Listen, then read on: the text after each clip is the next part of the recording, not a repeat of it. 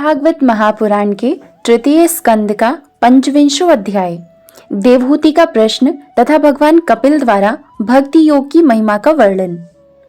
शौनक जी ने पूछा, सूत जी, तत्वों की संख्या करने वाले भगवान कपिल साक्षात अजन्मा नारायण होकर भी लोगों को आत्मज्ञान का उपदेश करने के लिए अपनी माया से उत्पन्न हुए थे। मैंने भगवान के बहुत से चरित्र सुने हैं, तथापि इन योगी प्रवर पुरुष श्रेष्ठ कपिल जी की कीर्ति को सुनते सुनते मेरी इंद्रियां तृप्त नहीं होती। सर्वथा स्वतंत्र श्री हरि अपनी योग माया द्वारा भक्तों की इच्छा के अनुसार शरीर धारण करके जो जो लीलाएं करते हैं वे सभी कीर्तन करने योग्य हैं। अतः आप मुझे वे भी सुनाइए, मुझे उन्हें सुनने में बड़ी श्रद्धा है। सूत जी कहते हैं, मुने, आपकी ही भांति जब विदुर ने भी यह आत्मज्ञान विषयक प्रश्न किया तो श्री व्यास जी के सखा भगवान मैत्रेय जी प्रसन्न होकर इस प्रकार कहने लगे। श्री मैत्रेय जी ने कहा, विदुर जी, पिता के वन में चले जाने पर भगवान कपिल जी माता का प्रिय करने की इच्छा से उस बिंदुसर तीर्थ में रहने लगे। एक दिन तत्व समूह के पारदर्शी भगवान कपिल कर्म कलाप से विरत हो आसन पर विराजमान थे। उस समय ब्रह्मा जी के वचनों का स्मरण करके देवहूति ने उनसे कहा। देवहूति बोली, भूमन प्रभु, इन दुष्ट इंद्रियों की विषय लालसा से मैं बहुत ऊब गई हूँ और इनकी इच्छा पूरी करते रहने से ही घोर अज्ञान अंधकार में पड़ी हुई हूँ। अब आपकी कृपा से मेरी जन्म परंपरा समाप्त हो चुकी है। इसी से इस दुस्तर अज्ञान अंधकार से पार लगाने के लिए सुंदर नेत्र रूप आप प्राप्त हुए हैं। आप संपूर्ण जीवों के स्वामी भगवान आदि पुरुष हैं तथा अज्ञान अंधकार से अंधे पुरुषों के लिए नेत्र स्वरूप सूर्य की भांति उदित हुए हैं। देव, इन देह गेह आदि में जो मैं मेरेपन का दुराग्रह होता है वह भी आपका ही कराया हुआ है। अतः अब आप मेरे इस महामोह को दूर कीजिए। आप अपने भक्तों के संसार रूप वृक्ष के लिए कुठार के समान हैं। मैं प्रकृति और पुरुष का ज्ञान प्राप्त करने की इच्छा से आप शरणागत वत्सल की शरण में आई हूँ। आप भागवत धर्म जानने वालों में सबसे श्रेष्ठ हैं। मैं आपको प्रणाम करती हूँ। श्री मैत्रेय जी कहते हैं, इस प्रकार माता देवहूति ने अपनी जो अभिलाषा प्रकट की वह परम पवित्र और लोगों का मोक्ष मार्ग में अनुराग उत्पन्न करने वाली थी। उसे सुनकर आत्मज्ञ सत्पुरुषों की गति श्री कपिल जी उसकी मनी मन प्रशंसा करने लगे और फिर मृदु मुस्कान से सुशोभित मुखार विंद से इस प्रकार कहने लगे। भगवान कपिल ने कहा, माता, यह मेरा निश्चय है कि अध्यात्म योग ही मनुष्यों के आत्यंतिक कल्याण का मुख्य साधन है, जहां दुख और सुख की सर्वथा निवृत्ति हो जाती है। साध्वी, सब अंगों से संपन्न उस योग का मैंने पहले नारद आदि ऋषियों के सामने उनकी सुनने की इच्छा होने पर वर्णन किया था, वही अब मैं आपको सुनाता हूँ। इस जीव के बंधन और मोक्ष का कारण मन ही माना गया है। विषयों में आसक्त होने पर वह बंधन का हेतु होता है और परमात्मा में अनुरक्त होने पर वही मोक्ष का कारण बन जाता है। जिस समय यह मन मैं और मेरेपन के कारण होने वाले काम, लोभ आदि विकारों से मुक्त एवं शुद्ध हो जाता है, उस समय वह सुख दुख से छूटकर सम अवस्था में आ जाता है। तब जीव अपने ज्ञान, वैराग्य और भक्ति से युक्त हृदय से आत्मा को प्रकृति से परे एकमात्र अद्वितीय भेद रहित स्वयं प्रकाश, सूक्ष्म, अखंड और उदासीन अर्थात सुख दुख शून्य देखता है तथा प्रकृति को शक्तिहीन अनुभव करता है। योगियों के लिए भगवत प्राप्ति के निमित्त सर्वात्मा श्रीहरि के प्रति की हुई भक्ति के समान और कोई मंगलमय मार्ग नहीं है।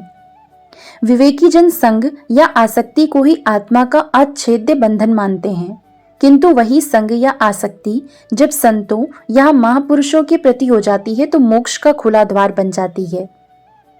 जो लोग सहनशील, दयालु, समस्त देहधारियों के अकारण हेतु किसी के प्रति भी शत्रुभाव न रखने वाले, शांत, सरल स्वभाव और सत्पुरुषों का सम्मान करने वाले होते हैं, जो मुझ में अनन्य भाव से सुदृढ़ प्रेम रखते हैं, मेरे लिए संपूर्ण कर्म तथा अपने सगे संबंधियों को भी त्याग देते हैं और मेरे परायण रहकर मेरी पवित्र कथाओं का श्रवण कीर्तन करते हैं तथा मुझ में ही चित्त लगाए रहते हैं, उन भक्तों को संसार के तरह तरह के ताप कोई कष्ट नहीं पहुंचाते हैं।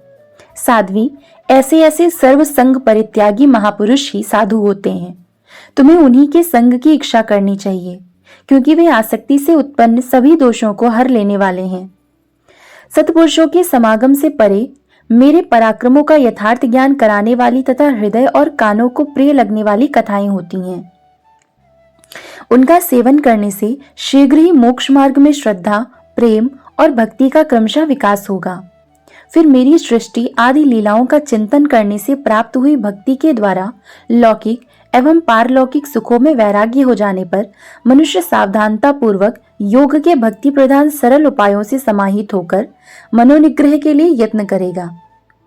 इस प्रकार प्रकृति के गुणों से उत्पन्न हुए शब्द आदि विषयों का त्याग करने से, वैराग्य युक्त ज्ञान से, योग से और मेरी प्रति की हुई सुदृढ़ भक्ति से मनुष्य मुझ अपने अंतरात्मा को इस देह में ही प्राप्त कर लेता है।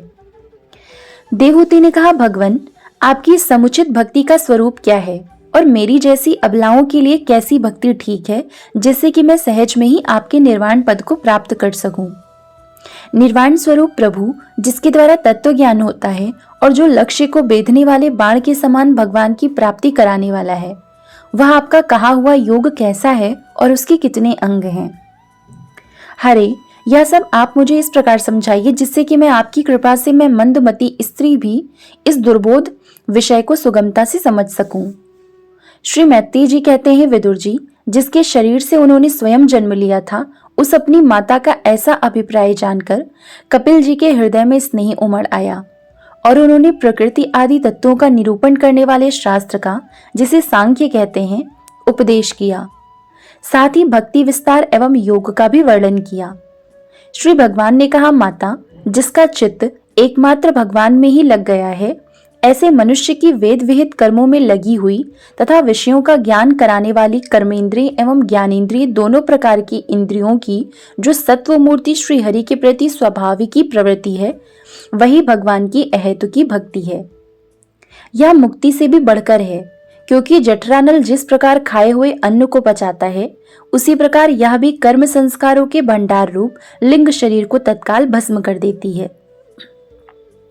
मेरी चरण सेवा में प्रीति रखने वाले और मेरी ही प्रसन्नता के लिए समस्त कार्य करने वाले कितने ही बड़भागी भक्त, जो एक दूसरे से मिलकर प्रेम पूर्वक मेरे ही पराक्रमों की चर्चा किया करते हैं, मेरे साथ एक ही भाव सायुज्य मोक्ष की भी इच्छा नहीं करते। माँ, वे साधुजन अरुण नयन एवं मनोहर मुखारविंद से युक्त मेरे परम सुंदर और वरदायक दिव्य रूपों की झांकी करते हैं और उनके साथ सप्रेम संभाषण भी करते हैं, जिसके लिए बड़े बड़े तपस्वी भी लालायित रहते हैं। दर्शनीय अंग प्रत्यंग, उदार हास विलास, मनोहर चितवन और सुमधुर वाणी से युक्त मेरे उन रूपों की माधुरी में उनका मन और इंद्रियां फंस जाती हैं। ऐसी मेरी भक्ति न चाहने पर भी उन्हें परम पद की प्राप्ति करा देती है।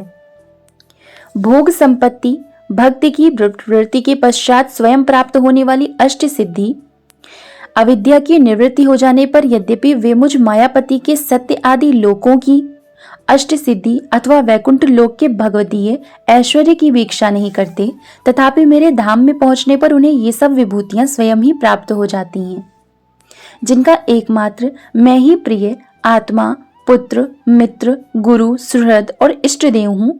वे मेरे ही आश्रय में रहने वाले भक्तजन शांतिमय वैकुंठ धाम में पहुंचकर किसी प्रकार भी इन दिव्य भोगों से रहित नहीं होते और न उन्हें मेरा कालचक्र ही ग्रस सकता है। माताजी, जो लोग इहलोक, परलोक और इन दोनों लोकों में साथ जाने वाले वासना में लिंग देह को तथा शरीर से संबंध रखने वाले जो धन, पशु एवं ग्रह आदि पदार्थ हैं, उन सबको और अन्यान्य संग्रहों को भी छोड़कर अनन्य भक्ति से सब प्रकार मेरा ही भजन करते हैं, उन्हें मैं मृत्यु रूप संसार सागर से पार कर देता हूँ। मैं साक्षात भगवान हूँ, प्रकृति और पुरुष का भी प्रभु हूँ तथा समस्त प्राणियों का आत्मा हूँ।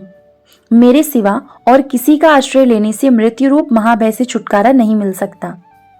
मेरे भय से यह वायु चलती है, मेरे भय से सूर्य तपता है, मेरे भय से इंद्र वर्षा करता है और अग्नि जलाती है, तथा मेरे ही भय से मृत्यु अपने कार्य में प्रवृत्त होता है।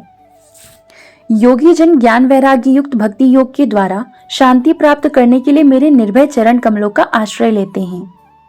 संसार में मनुष्य के लिए सबसे बड़ी कल्याण प्राप्ति यही है कि उसका चित्त तीव्र भक्ति योग के द्वारा मुझ में लगकर स्थिर हो जाए।